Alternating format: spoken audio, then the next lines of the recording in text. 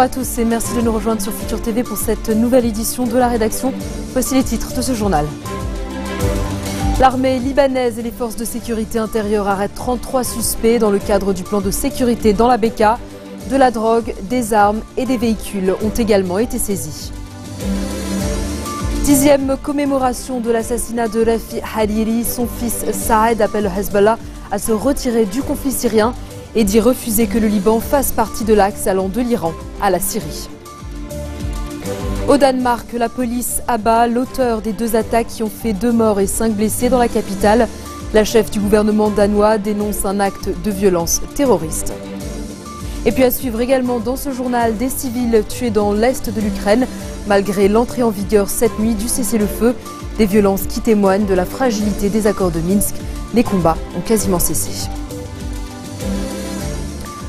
33 suspects donc ont été arrêtés dans le cadre du plan de sécurité qui vise à mettre un terme à la violence qui ravage la Bekaa.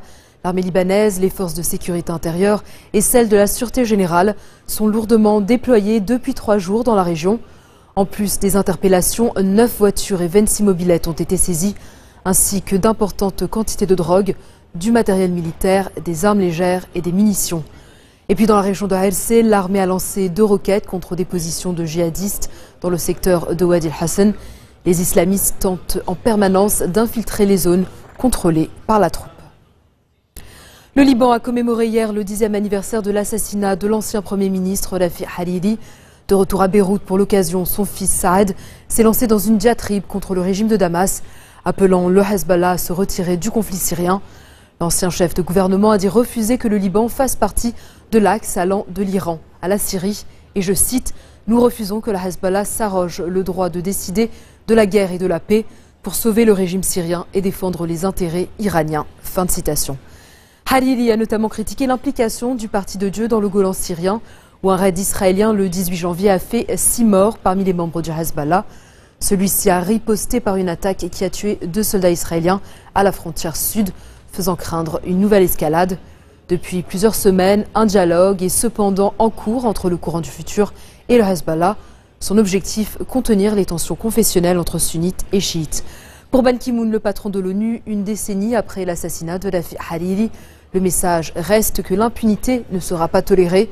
De son côté, le secrétaire d'État américain John Kerry a appelé à l'élection d'un président de la République, poste vacant depuis maintenant 8 mois en raison de rivalités politiques. Ouverture ce dimanche du procès de Mohamed Morsi au Caire. L'ancien président égyptien est accusé d'avoir mis en danger la sécurité nationale en transmettant des secrets d'État et des documents sensibles au Qatar. Issu de la confrérie des frères musulmans, Morsi a été le premier chef d'État égyptien démocratiquement élu en juin 2012. Il a été renversé par l'armée début juillet 2013 après des manifestations de masse contre son gouvernement. Il a déclaré que ce tribunal ne représente rien pour lui. Jugé avec 10 autres personnes, le président déchu risque la peine de mort. Le Conseil de sécurité de l'ONU doit adopter ce dimanche une résolution sommant les miliciens chiites de lâcher le pouvoir au Yémen. Les intéressés affirment, eux, qu'aucune menace ne les fera plier. La milice Houthi est déterminée à poursuivre son coup de force dans le pays. Le texte de l'ONU appelle le mouvement à se retirer des institutions qu'il contrôle, libérer les membres du gouvernement ou encore privilégier la négociation. Les monarchies du Golfe en ont appelé à l'ONU car elles redoutent le chaos créé par le coup d'État des Houthis au Yémen, un pays menacé par l'essor d'Al-Qaïda et par un courant séparatiste dans le sud du pays. Dans un instant, direction le Nigeria où Boko Haram terrorise un nouveau village.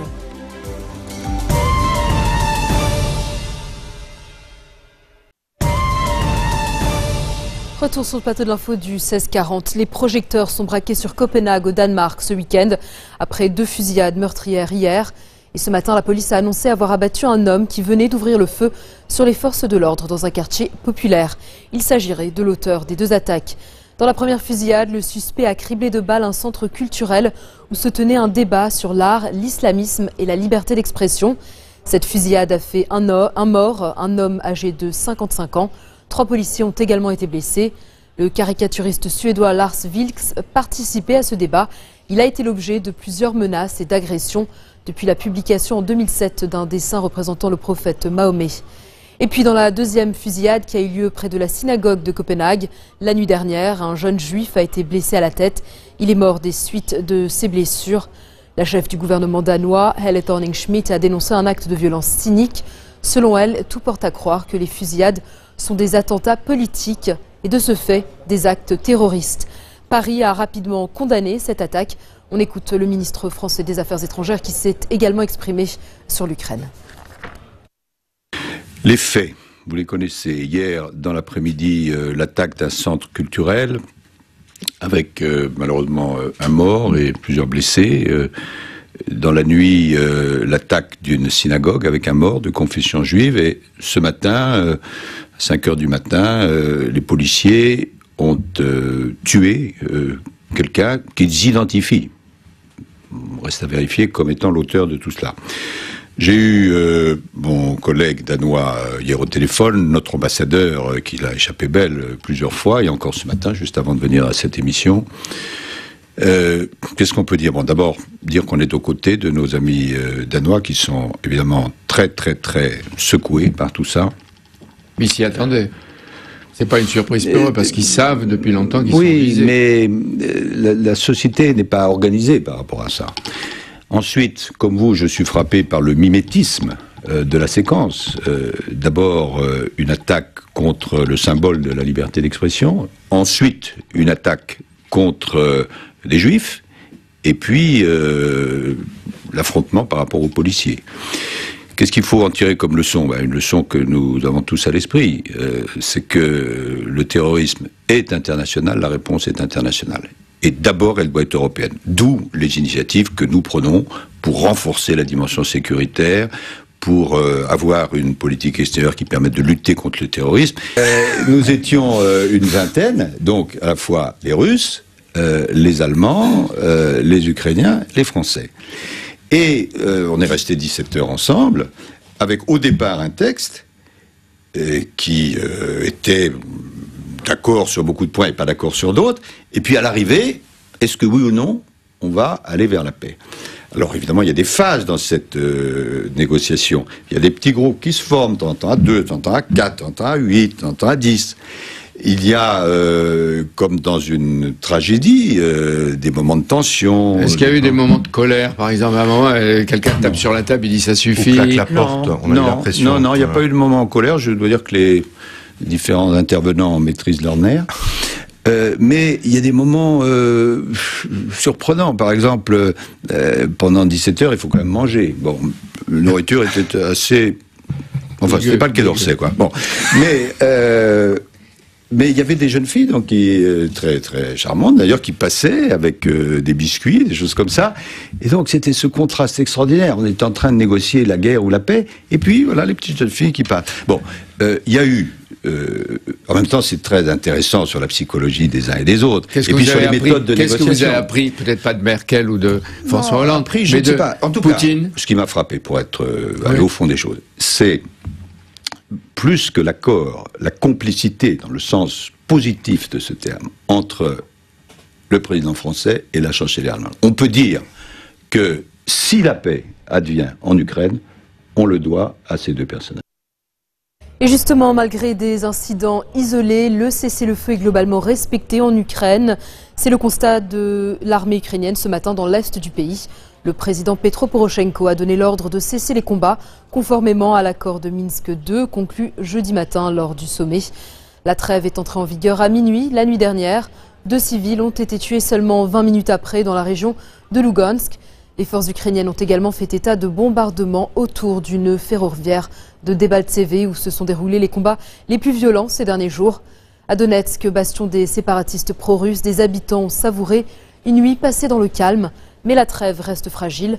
L'accord de Minsk prévoit que Kiev et les rebelles ont 2 jours après l'entrée en vigueur du cessez-le-feu pour commencer à retirer leurs armes lourdes de la ligne de front. Rien n'arrête Boko Haram. La ville de Gombe, capitale régionale dans le nord-est du Nigeria, a été envahie pendant quelques heures. Ne rencontrant aucune résistance, des centaines d'islamistes ont distribué des tracts appelant les populations à ne pas aller voter. La présidentielle est prévue dans 6 semaines. La veille, Boko Haram avait attaqué pour la première fois un village au Tchad, Ngoumbua, dévasté par les islamistes venus par surprise dans la nuit. Un militaire tchadien et le chef du canton ont été tués à seulement 18 km du Nigeria. Dans ce village, plus de 7000 réfugiés qui ont fui les attaques de Boko Haram ont trouvé refuge. Malgré la détermination des militaires tchadiens, les réfugiés nigérians se sentent à nouveau à la merci des islamistes. Plus de 100 baleines pilotes échouées sur la plage de Farewell en Nouvelle-Zélande sont mortes. Les services environnementaux craignent pour la survie de 90 de ces mammifères marins. Les baleines pilotes, qui peuvent mesurer jusqu'à 6 mètres de long, sont l'espèce de baleine la plus répandue dans les eaux néo-zélandaises.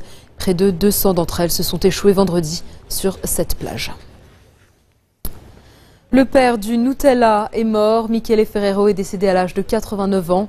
En 1946, il avait hérité de son père pâtissier une petite entreprise provinciale et la recette d'une super créma à base de noisettes et de cacao qu'il a légèrement modifiée en 1964 et rebaptisé Nutella en vue de l'exporter à travers l'Europe. Le succès a été immédiat et le groupe a ensuite multiplié les produits phares tels que Kinder ou encore Ferrero Rocher que l'on connaît tous tellement bien. Il emploie aujourd'hui plus de 22 000 salariés à travers le monde et réalise un chiffre d'affaires annuel de plus de 8 milliards d'euros. La Nutella, comme disent les Italiens, y participe pour 1,7 milliard d'euros. Ces 11 usines à travers le monde en produisent chaque année 365 000 tonnes. Pour notre plus grand bonheur d'ailleurs. C'est la fin de ce journal. Tout de suite, le rappel des titres qui ont marqué l'actualité de cette journée. L'armée libanaise et les forces de sécurité intérieure arrêtent 33 suspects dans le cadre du plan de sécurité dans la Bekaa. De la drogue, des armes et des véhicules ont également été saisis. 10e commémoration de l'assassinat de Rafi Hariri. Son fils Saad appelle le Hezbollah à se retirer du conflit syrien et d'y refuser que le Liban fasse partie de l'axe allant de l'Iran à la Syrie. Au Danemark, la police abat l'auteur des 2 attaques qui ont fait 2 morts et 5 blessés dans la capitale. La chef du gouvernement danois dénonce un acte de violence terroriste. Et puis 2 civils tués dans l'est de l'Ukraine malgré l'entrée en vigueur cette nuit du cessez-le-feu. Des violences qui témoignent de la fragilité des accords de Minsk. Les combats ont quasiment cessé. Merci de votre attention. Retrouvez-nous tous les jours à 16h40 heure de Beyrouth. Vous pouvez également nous suivre en ligne sur notre site web ou en téléchargeant notre application mobile. Excellente soirée à toutes et à tous.